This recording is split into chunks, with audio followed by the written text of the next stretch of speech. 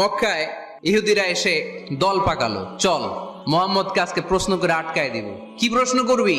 ইহুদিরা বলে এমন প্রশ্ন জানা আছে এগুলোর কিছুই মোহাম্মদ জানে না। ইহুদিরা এসে হাজির, মোহাম্মদ আমরা কালিমা পড়ে মুসলমান হব। আল্লাহ রাসূল মহা খুশি, তবে শর্ত আছে। কি শর্ত? 3টা প্রশ্নের উত্তর দিতে পারলে লাইন ধরে আমরা সব কালিমা পড়ে ফেলবো।